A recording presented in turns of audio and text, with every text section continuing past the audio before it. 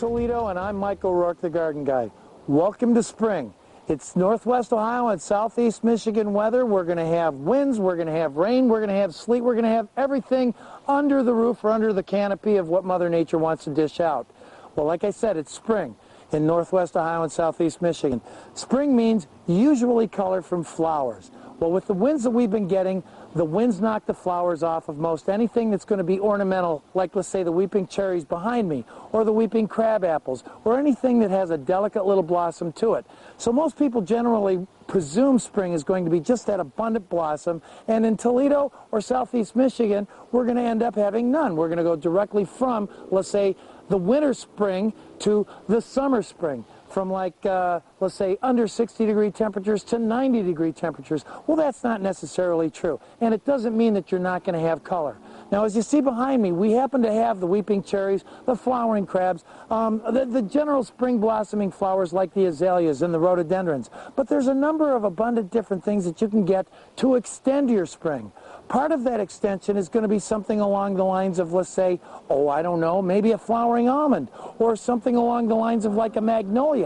Those trees themselves are usually hardy enough to withstand the, well, let's say the elements that Mom Nature's been doling out to us these days in the early parts of spring.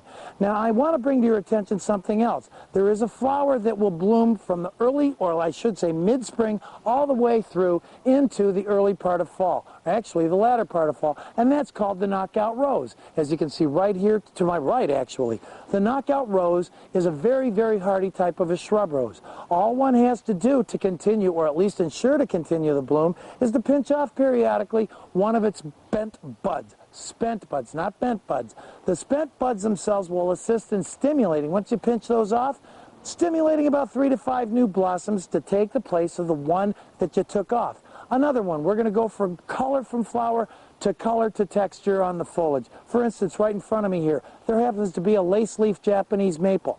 Those suckers are going to come out. They're going to give you that nice lacy appearance. They're going to give you the texture that you want, at least the contradiction of texture, but also give you the color that most people want when it comes down to, let's say, contrasting the house or the other color that happens to be surrounding the entire garden. I've got a few other things that are complementary that you might not have even known about, such as evergreens. Come with me. Now, most people seem to think that an evergreen is something that the needle or the yew type of a plant that Mom and Dad had in their front porch, something that got really big and it just hid the house. Nowadays, we're designing houses and landscapings to enhance, make the house part of the garden. Well, these evergreens that are all around me right here, such as the boxwoods to my left, these guys are very, very hardy. With the exception, sometimes in the wintertime they have a tendency to get a little bleached out from the winds and, let's say, salt damage that we throw down on the sidewalk so we don't slip and fall and break our keisters.